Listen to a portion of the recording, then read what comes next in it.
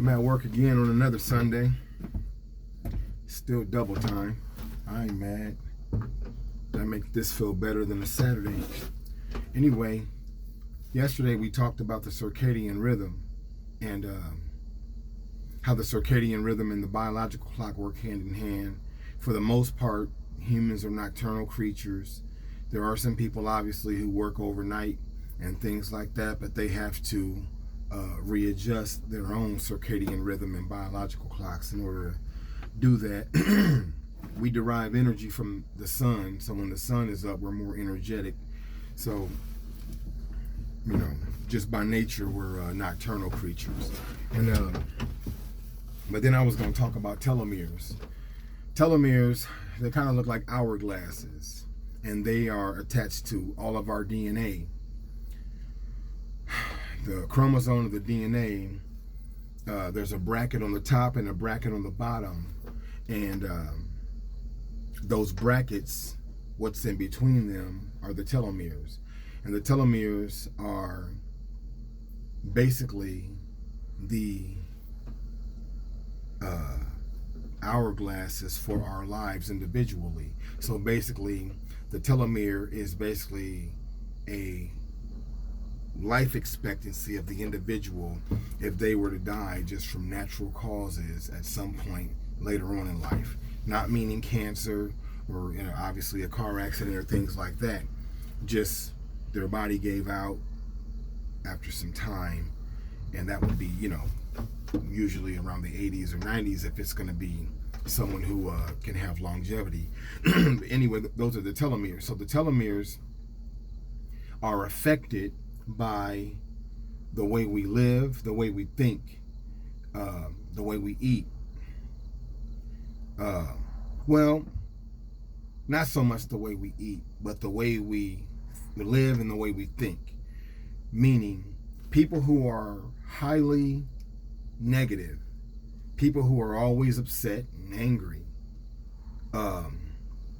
people like, you know, who are just generally not happy for whatever reasons, they have more stress enzyme called cortisol flowing through their bloodstream. Cortisol is an aggressive stress enzyme, a very aggressive stress enzyme. So starting from the most important, it shaves away the depth of the telomeres. It shaves away. So it's shaving away your years of life. Also, cortisol causes the growth of stubborn abdominal fat. So you will gain abdominal fat, male or female, and it's very difficult to get rid of it. It's very difficult to get rid of it. Cortisol eats away at the elasticity of our skin. The elasticity, so when our skin, it won't snap back. So you'll be a young person and have all these wrinkles, all these hard lines on your face, and all these crow's feet and whatnot. You will have these things because if you're one of the people that fit the description of living always angry and negative and just on that type of stuff, then you're shaving away your own life by living that way. There's a lot of things to be happy about on this earth, other humans and whatnot. There's a lot to be happy about. So anyway, you got people that are having all these major trust issues with other people.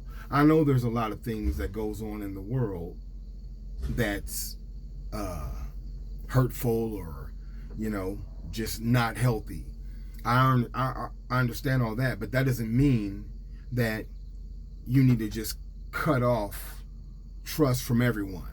Like, just very distrusting. If you're a very distrusting person and you don't allow people to come into your circle to really become acquainted with your intimacy and be your friend, someone that you can have a bond with or some sort of commitment with, if you're a person that's like that, then you can't be trusted either, because you don't trust anyone. So if you don't trust anyone, You really don't even trust yourself, which is probably the reason why you won't let other people in to your circle, because you don't know how you're going to behave in that situation in the subconscious. And so you just rather not have any type of bond. You don't want to build a friendship with this person because in your mind you're thinking, well, at some point he's going to die. I don't want to have to go to someone's funeral and cry. Like, there's different reasons people choose not to trust others. But when you live like that, that also puts your mind and body in a certain,